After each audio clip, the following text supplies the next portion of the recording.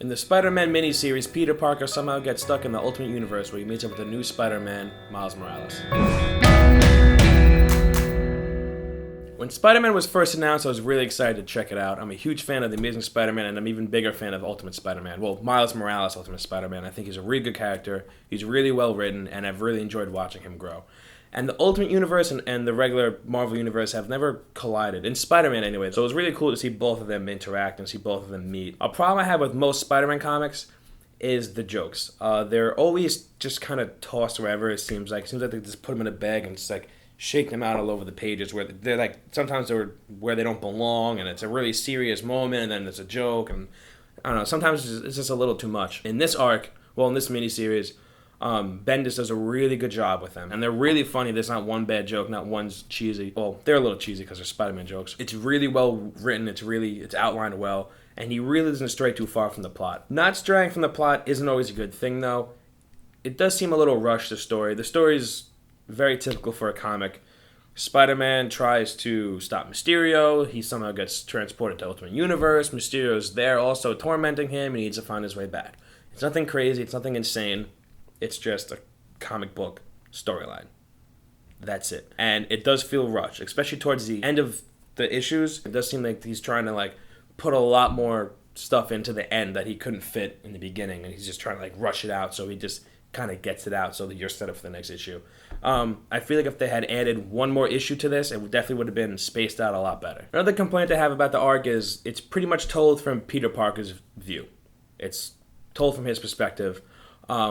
Miles Morales, at times, everyone actually seems like a secondary character to Peter Parker. It seems like everyone's just in Peter's world, even though Peter is in their world. It is called Spider-Man, so it really should have been Peter and Miles together, focus more on them and not just strictly Peter. The best part of this arc, though, hands down, is definitely the interactions between Peter and the Ultimate Universe characters.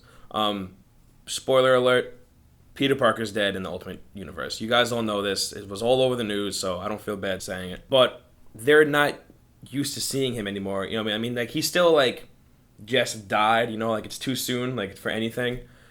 And seeing Peter gets a lot of them emotional. Nick Fury surprisingly got pretty emotional. Everyone really did.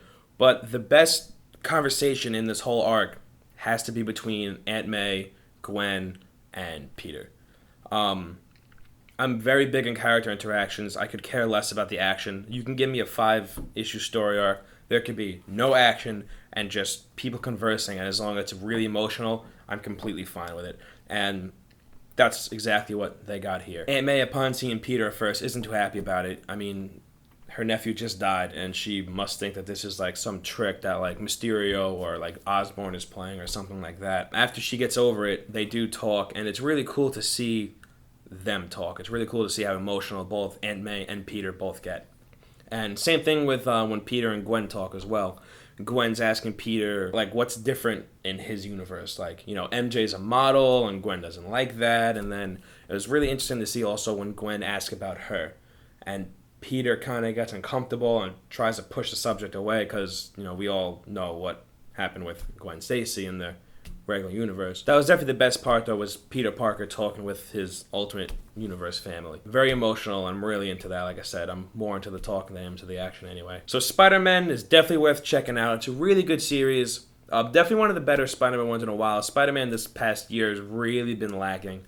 And Ultimate's been way up there on my list, and The Amazing Spider-Man's been really low. So it was really cool to see the regular, Peter Parker kind of have something good to come out again. So it's definitely worth checking out. So let me know down in the comments what you guys thought about it, if you read it, and if you didn't read it, definitely check it out, and that's pretty much it.